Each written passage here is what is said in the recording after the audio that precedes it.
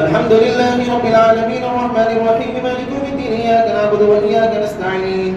اهدنا الصراط المستقيم صراط الذين أنعمت عليهم غير المغضوب عليهم ولا الضالين سل بني إسرائيل كما آتيناهم من آية بينة ومن يبدل نعمة الله من بعد ما جاءه فإن الله شديد العقاب زين للذين كفروا الحياة الدنيا ويسخرون من الذين آمنوا والذين اتقوا فوقهم يوم القيامة والله يرزق من يشاء بغير حساب كان الناس أمة واحدة فبعث الله النبيين مبشرين ومنذرين وأنزل معهم الكتاب بالحق ليحكم بين الناس فيما اختلفوا فيه وما اختلف فيه إلا الذين أوتوه من بعد ما جاءتهم البينات بغيا بينهم فهدى الله الذين آمنوا لما اختلفوا فيه من الحق بإذنه والله يهدي من يشاء إلى صراط مستقيم أم حسبتم أن تدخلوا الجنة ولما يأتكم مثل الذين خلوا من قبلكم مستهم البأساء والضراء وزلزلوا حتى يقول الرسول والذين آمنوا معه متى نصر الله ألا إن نصر الله قريب يسألونك ماذا ينفقون قل ما أنفقتم من خير فللوالدين والأقربين واليتامى والمساكين وابن السبيل وما تفعلوا من خير فإن الله به عليم كتب عليكم القتال وهو كره لكم وعسى أن تكرهوا شيئا وهو خير لكم وعسى أن تحبوا شيئا وهو شر لكم والله يعلم وأنتم لا تعلمون يسألونك عن الشهر الحرام قتال فيه قل قتال فيه كبير صد عن سبيل الله وكفر به والمسجد الحرام وإخراج أهله منه أكبر عند الله والفتنة أكبر من القتل ولا يزالون يقاتلونكم حتى يردوكم عن دينكم إن استطاعوا ومن يرتد منكم عن دينه فيمت وهو كافر فأولئك حبطت أعمالهم في الدنيا والآخرة وأولئك أصحاب النار هم فيها خالدون إن الذين آمنوا والذين هاجروا وجاهدوا في سبيل الله أولئك يرجون رحمة الله والله غفور رحيم يسألونك عن الخمر والميسر قل فيهما إثم كبير ومنافع للناس وإثمهما أكبر من نفعهما ويسألونك ماذا ينفقون قل العفو كذلك يبين الله لكم الآيات لعلكم تتفكرون الحمد لله رب العالمين الرحمن الرحيم مالك يوم الدين إياك نعبد وإياك نستعين اهدنا الصراط المستقيم صراط الذين أنعمت عليهم غير المغضوب عليهم ولا الضالين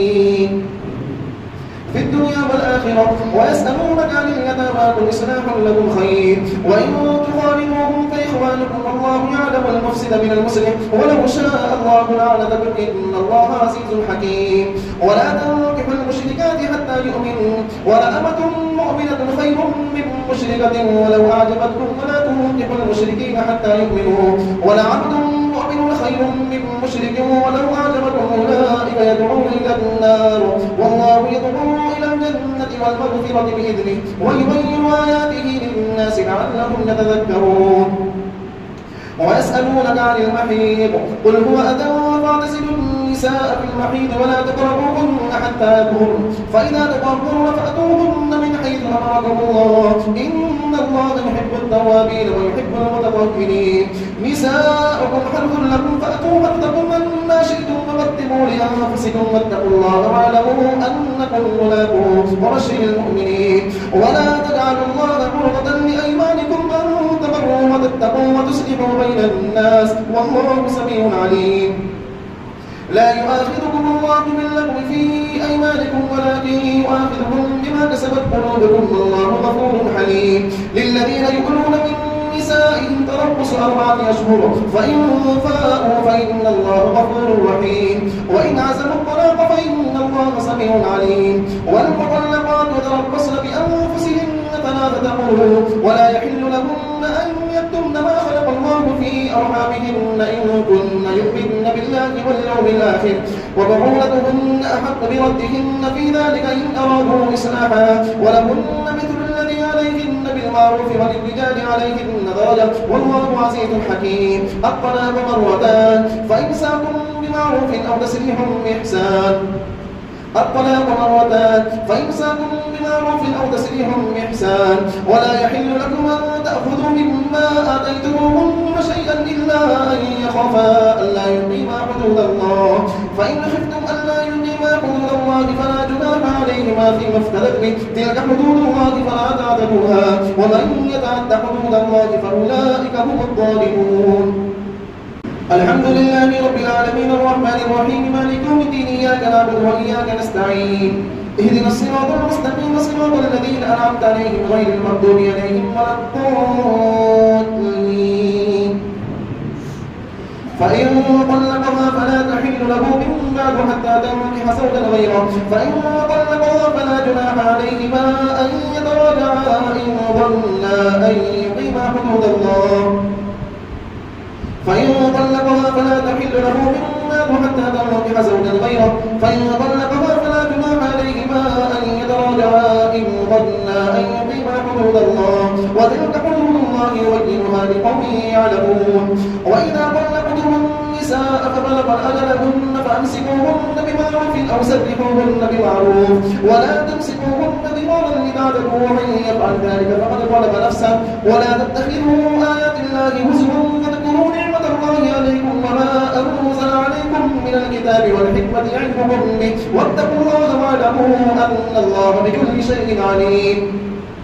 وإذا طلقتم النساء فبلغن أجلهن فلا تعضلوهن أن ينكحن أزواجهن إذا تراضوا بينهم بالمعروف ذلك يوعظ به من كان منكم يؤمن بالله واليوم الآخر ذلكم أزكى لكم وأطهر والله يعلم وأنتم لا تعلمون. والوالدات يرضعن أولادهن حولين كاملين لمن أراد أن يتم الرضاعة وعلى المولود له رزقهن وكسوتهن بالمعروف لا تكلف نفس إلا وسعها لا تضار والدة بولدها ولا مولود له بولده وعلى الوالد مثل ذلك فإن أرادا فصالا عن تراض منهما وتشاور فلا جناح عليهما. وإن أردتم أن تسترضعوا أولادكم فلا جناح عليكم إذا سلمتم ما آتيتم بالمعروف واتقوا الله واعلموا أن الله بما تعملون بصير. والذين يتوفون منكم ويذرون أزواجا يتربصن بأنفسهن 4 أشهر وعشرا فإذا بلغن أجلهن فلا جناح عليكم فيما فعلن في أنفسهن بالمعروف والله بما تعملون خبير. ولا جناح عليكم فيما عرضتم به من خدمة النساء أو أكننتم في أنفسكم علم الله أنكم ستذكرونهن ولكن لا تواعدوهن سرا إلا أن تقولوا قولا معروفا ولا تعزموا عقدة النكاح حتى يبلغ الكتاب أجله ولا جناح عليكم فيما عرضتم به من خدمة النساء أو أكننتم في أنفسكم علم الله أنكم ستذكرونهن ولكن لا تواعدوهن سرا إلا أن تقولوا قولا معروفا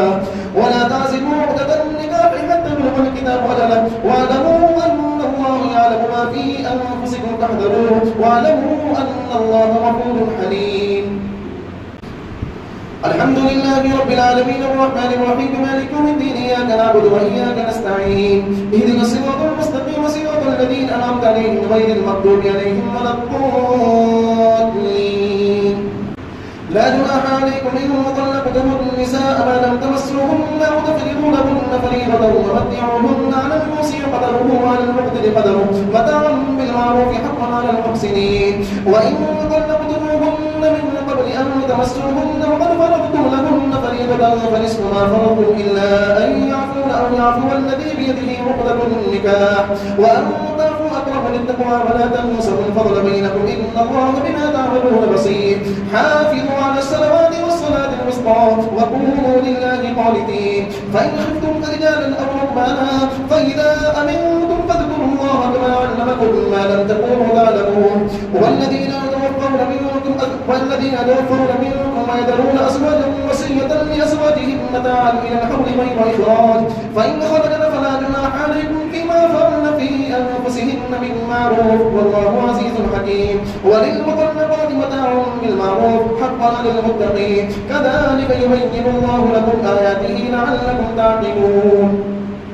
الحمد لله رب العالمين الرحمن الرحيم مالك يوم الدين إياك نعبد وإياك نستعين اهدنا الصراط المستقيم صراط الذين أنعمت عليهم غير المغضوب عليهم ولا الضالين. ألم تر إلى الذين خرجوا من ديارهم وهم ألوف حذر الموت قال لهم الله موتوا ثم أحياهم إن الله لذو فضل على الناس ولكن أكثر الناس لا يشكرون. وقاتلوا في سبيل الله واعلموا أن الله سميع عليم. من ذا الذي يقرض الله قرضا حسنا فيضاعفه له أضعافا كثيرا والله يقبل ويبسط وإليه ترجعون. ألم تر إلى الملأ من بني إسرائيل من بعد موسى إذ قالوا لنبي له ابعث لنا ملكا نقاتل في سبيل الله قال هل عسيتم إن كتب عليكم القتال ألا تقاتلوا قالوا وما لنا ألا نقاتل في سبيل الله وقد أخرجنا من ديارنا وأبنائنا فلما كتب عليهم القتال تولوا إلا قليلا منهم والله عليم بالظالمين. وقال لهم نبيهم إن الله قد بعث لكم طالوت ملكا قالوا أنى يكون له الملك علينا ونحن أحق بالملك منه ولم يؤت سعة من المال قال إن الله اصطفاه عليكم وزاده بسطة في العلم والجسم والله يؤتي ملكه من يشاء والله واسع عليم. الحمد لله رب العالمين الرحمن الرحيم مالك يوم الدين إياك نعبد وإياك نستعين اهدنا الصراط المستقيم صراط الذين أنعمت عليهم غير المغضوب عليهم ولا الضالين. وقال لهم نبيهم إن آية ملكه أن يأتيكم التابوت فيه سكينة من ربكم وبقية مما ترك آل موسى وآل هارون تحمله الملائكة إن في ذلك لآية لكم إن كنتم مؤمنين. فلما فصل طالوت بالجنود قال إن الله مبتليكم بنهر فمن شرب منه فليس مني ومن لم يطعمه فإنه مني إلا من اغترف غرفة بيده فشربوا منه إلا قليلا منهم. فلما جاوزه هو والذين آمنوا معه قالوا لا طاقة لنا اليوم بجالوت وجنوده قال الذين يظنون أنهم ملاقو الله كم من فئة قليلة غلبت فئة كثيرة بإذن الله والله مع الصابرين. ولما برزوا لجالوت وجنوده قالوا ربنا افرغ علينا صبرا وثبت أقدامنا فانصرنا على القوم الكافرين فهزموهم بإذن الله وقتل داود وآتاه الله الملك والحكمة وعلمه مما يشاء ولولا دفع الله الناس بعضهم ببعض لفسدت الأرض ولكن الله ذو فضل على العالمين. تلك آيات الله نتلوها عليك بالحق وإنك لمن المرسلين. الحمد لله رب العالمين الرحمن الرحيم مالك يوم الدين إياك نعبد وإياك نستعين اهدنا الصراط المستقيم صراط الذين أنعمت عليهم غير المغضوب عليهم ولا الضالين. تلك الرسل فضلنا بعضهم على بعض منهم من كلم الله ورفع بعضهم درجات وآتينا عيسى ابن مريم البينات وأيدناه بروح القدس ولو شاء الله ما اقتتل الذين من بعدهم من بعد ما جاءتهم البينات ولكن اختلفوا فمنهم من آمن ومنهم من كفر ولو شاء الله ما اقتتلوا ولكن الله يفعل ما يريد. يا أيها الذين آمنوا أنفقوا مما رزقناكم من قبل أن يأتي يوم لا بيع فيه ولا ذلة ولا شفاعة والكافرون هم الظالمون. الله لا إله إلا هو الحي القيوم لا تأخذه سنة ولا نوم له ما في السماوات وما في الأرض من ذا الذي يشفع عنده إلا بإذنه يعلم ما بين أيديهم وما خلفهم ولا يحيطون بشيء من علمه إلا بما شاء وسع كرسيه السماوات والأرض ولا يؤوده حفظهما وهو العلي العظيم. لا إكراه في الدين قد تبين الرشد من الغي فمن يكفر بالطاغوت ويؤمن بالله فقد استمسك بالعروة الوثقى لا انفصام لها والله سميع عليم. الله ولي الذين آمنوا يخرجهم من الظلمات إلى النور والذين كفروا أولياءهم الطاغوت يخرجونهم من النور إلى الظلمات أولئك أصحاب النار هم فيها خالدون. الحمد لله رب العالمين الرحمن الرحيم مالك يوم الدين إياك نعبد وإياك نستعين اهدنا الصراط المستقيم صراط الذين أنعمت عليهم غير المغضوب عليهم ولا الضالين.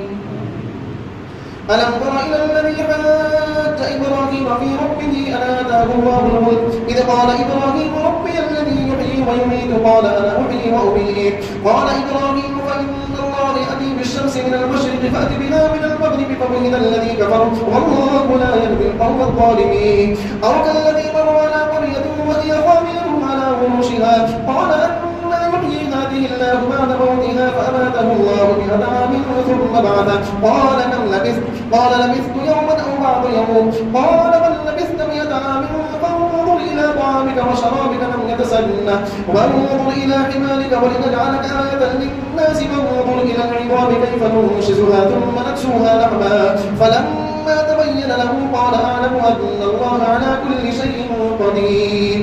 الحمد لله رب العالمين الرحمن الرحيم مالك يوم الدين إياك نعبد وإياك نستعين اهدنا الصراط المستقيم صراط الذين أنعمت عليهم غير المغضوب عليهم ولا الضالين. وإذ قال إبراهيم رب أرني كيف تحيي الموتى قال أولم تؤمن قال بلى ولكن ليطمئن قلبي قال فخذ 4 من الطير فصرهن إليك ثم اجعل على كل جبل منهن جزءا ثم ادعوهن يأتينك سعيا واعلم أن الله عزيز حكيم. مثل الذين ينفقون أموالهم في سبيل الله كمثل حبة أنبتت 7 سنابل في كل سنبلة 100 حبة والله يضاعف لمن يشاء والله واسع عليم. الذين ينفقون أموالهم في سبيل الله ثم لا يتبعون ما أنفقوا منا ولا أذى لهم أجرهم عند ربهم ولا خوف عليهم ولا هم يحزنون قول معروف ومغفرة خير من صدقة يتبعها أذى والله غني عن العالمين والله غني حليم. يا أيها الذين آمنوا لا تبطلوا صدقاتكم بالمن والأذى كالذي ينفق ماله رياء الناس ولا يؤمن بالله واليوم الآخر فمثله كمثل صفوان عليه تراب فأصابه وابل فتركه صلدا لا يقدرون على شيء مما كسبوا والله لا يهدي القوم الكافرين. الحمد لله رب العالمين الرحمن الرحيم مالك يوم الدين إياك نعبد وإياك نستعين اهدنا الصراط المستقيم صراط الذين أنعمت عليهم غير المغضوب عليهم ولا الضالين. ومثل الذين ينفقون أموالهم ابتغاء مرضات الله وتثبيتا من أنفسهم كمثل جنة بربوة أصابها وابل فآتت أكلها ضعفين فإن لم يصبها وابل فضل والله بما تعملون بصير. أيود أحدكم أن تكون له جنة من نخيل وأعناب تجري من تحتها الأنهار خالدين فيها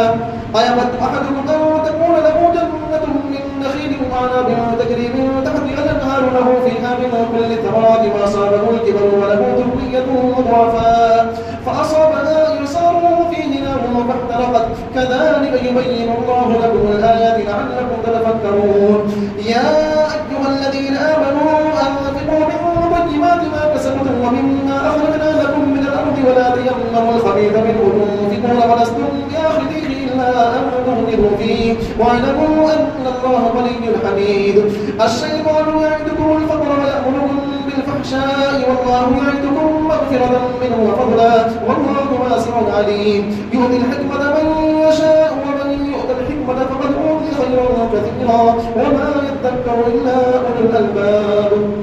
الحمد لله رب العالمين الرحمن الرحيم مالك يوم الدين إياك نعبد وإياك نستعين اهدنا الصراط المستقيم صراط الذين أنعمت عليهم غير المغضوب عليهم ولا الضالين. وما أنفقتم من نفقة أو نذرتم من نذر فإن الله يعلم وما للظالمين من أنصار إن تبدوا الصدقات فنعما هي وإن تخفوها وتؤتوها الفقراء فهو خير لكم ويكفر عنكم من سيئاتكم والله بما تعملون خبير. ليس عليك هداهم ولكن الله يهدي من يشاء وما تنفقوا من خير فلأنفسكم وما تنفقون إلا ابتغاء وجه الله وما تنفقوا من خير يوفى إليكم وأنتم لا تظلمون. للفقراء الذين أقسموا في سبيل الله لا يستطيعون ضربا في الأرض يحسبهم الجاهل والرياء من التعفف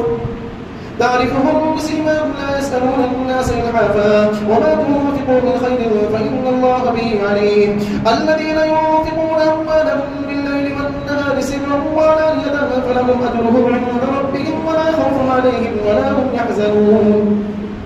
الحمد لله رب العالمين الرحمن الرحيم مالك يوم الدين إياك نعبد وإياك نستعين اهدنا الصراط المستقيم أنعمت عليهم غير المغضوب عليهم ولا الضالين. الذين يأكلون الربا لا يقومون إلا كما يقوم الذي يتخبطه الشيطان من المس، ذلك بأنهم قالوا إنما البيع مثل الربا وأحل الله البيع وحرم الربا، فمن جاءه موعظة من ربه فانتهى فله ما سلف وأمره إلى الله ومن عاد فأولئك أصحاب النار هم فيها خالدون. يمحق الله الربا ويربي الصدقات والله لا يحب كل كفار أثيم. إن الذين آمنوا وعملوا الصالحات وأقاموا الصلاة وآتوا الزكاة لهم أجرهم عند ربهم ولا خوف عليهم ولا هم يحزنون. يا أيها الذين آمنوا اتقوا الله وذروا ما بقي من الربا إن كنتم مؤمنين، فإن لم تفعلوا فأذنوا بحرب من الله ورسوله، وإن تبتم فلكم رؤوس أموالكم لا تظلمون ولا تظلمون، وإن كانت عسرة فنظرة إلى ميسرة وأن تصدقوا خير لكم إن كنتم تعلمون. واتقوا يوما ترجعون فيه إلى الله ثم توفى كل نفس ما كسبت وهم لا يظلمون. الحمد لله رب العالمين الرحمن الرحيم مالك يوم الدين إياك نعبد وإياك نستعين اهدنا الصراط المستقيم صراط الذين أنعمت عليهم غير المغضوب عليهم ولا الضالين. يا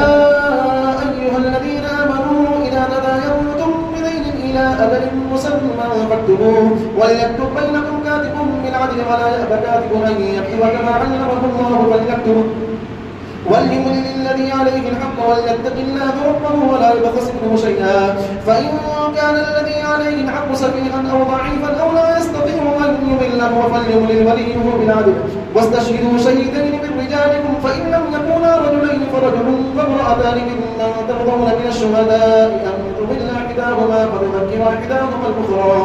ولا يأبى الشهداء إذا ما دعوا ولا تسأموا أن تكتبوه صغيرا أو كبيرا إلى أجله، ذلكم أقسط عند الله وأكبر للشهادة وأدنى ألا ترتابوا إلا أن تكون تجارة حاضرة تديرونها بينكم فليس عليكم جناح ألا تكتبوها،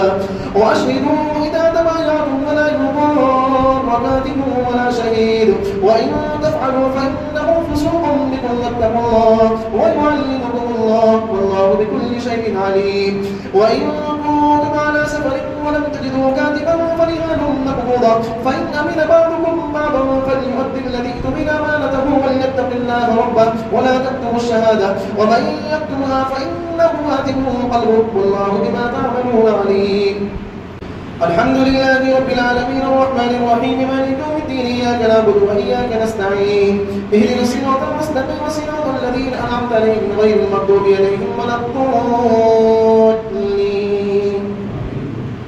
لله ما في السماوات وما في الأرض وإن تبدوا ما في أنفسكم أو تخفوه يحاسبكم من الله فيغفر لمن يشاء ويعذب من يشاء والله على كل شيء قدير. آمن الرسول بما أنزل إليه من ربه والمؤمنون كل آمن بالله وملائكته وكتبه ورسله لا نفرق بين أحد من رسله وقالوا سمعنا وأطعنا غفرانك ربنا وإليك المصير. لا يكلف الله نفسا إلا وسعها لها ما كسبت وعليها ما اكتسبت ربنا لا تؤاخذنا إن نسينا أو أخطأنا ربنا ولا تحمل علينا إصرا كما حملته على الذين من قبلنا ربنا ولا تحملنا ما لا طاقة لنا به واعف عنا واغفر لنا وارحمنا أنت مولانا فانصرنا على القوم الكافرين.